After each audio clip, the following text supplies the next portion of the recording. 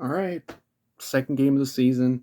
We're already, it's already almost has to be in Chicken Little mode. No, it doesn't. It doesn't mean the season's over. Um, Twins lose 4-3, choked it right after it looked like they maybe had finally, snapped to life and won it. Another game where they just didn't hit at all until the eighth inning, and then Buxton hits a 2-run home run. Um, but then they put Duffy out there for the close because we don't have a closer, at least not a set closer, because on the eve of the season we traded our closer for a 500 pitcher, or a 5 ERA pitcher, I mean. Well, he might have been 500 too, but um, and he blows it, gives up like I think 3 hits. Immediately I think the first batter gives up a double. Like we see this every fucking year with this team. Just the willingness to just choke, just the insistence that we're going to choke away a win, and whatever.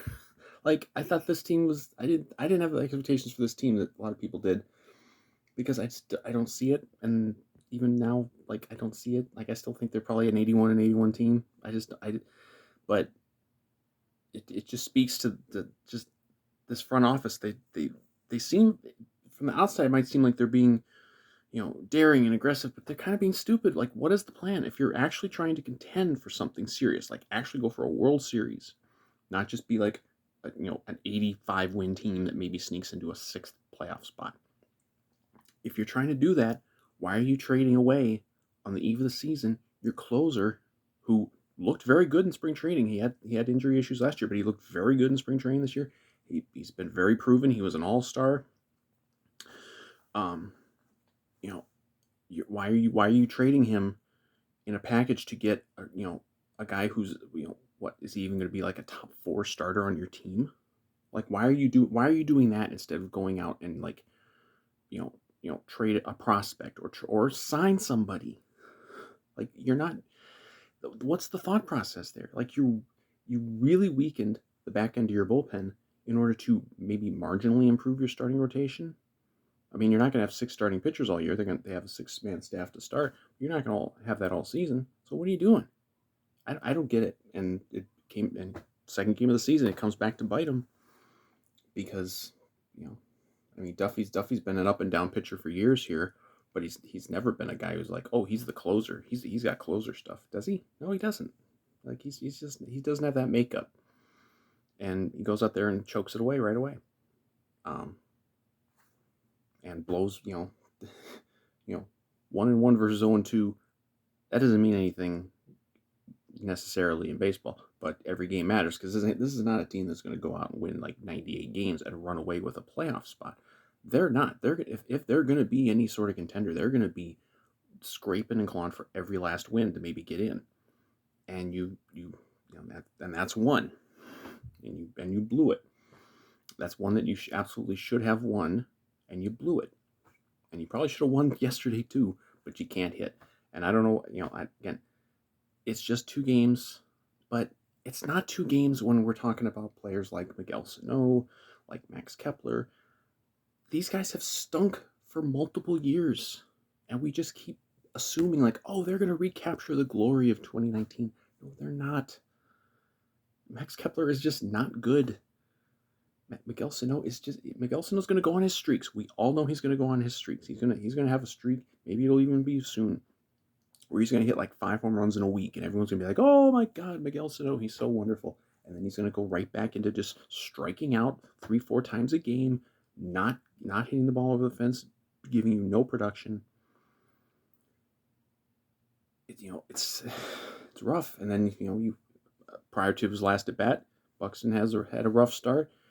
Like, but you can't count on one guy or even 2 guys to just carry you every game in, game out. You need a full lineup, and we don't really have much of a lineup to this point.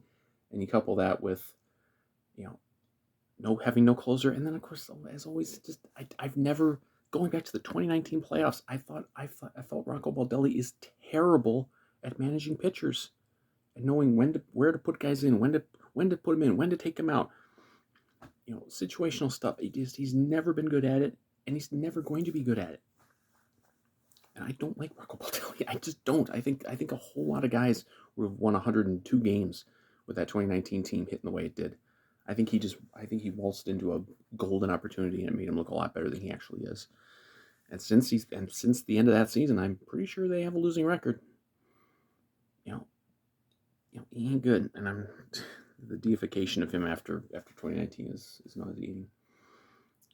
And this team, I don't see it. I don't see it coming in, and I don't see it now. I don't see this team as a contender. And people will be like, "Oh, you got a whole season to figure it out." No, they don't. It's April 9th. They have like a little over 3 months to figure this out, because if this team is not an absolute lock to be a World Series contender by the latter part of July, you got to trade Carlos Correa, and you probably got to trade some other guys too.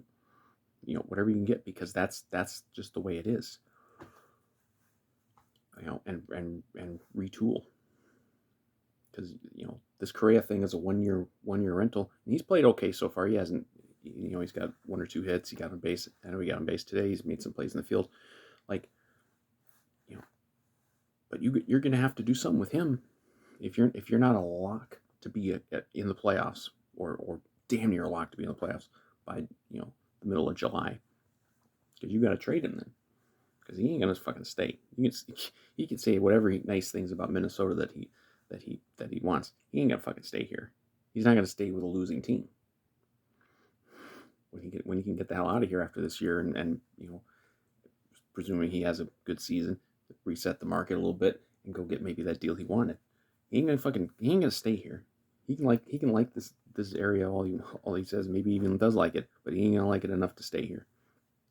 So these are the stakes. Like, yeah, it's just 2 games, but it's more than 2 games, because it's patterns that we've seen for a couple years now. And this team's coming off a disaster of a season. They have no equity. They have you don't give a team coming off, what was it, 73 and 89, one of the most disastrous seasons in the history of the franchise. A team like that, I don't care what moves they've made, they don't get the benefit of the doubt. Like, they have to actually show something to fans, such as myself, before we're going to buy in.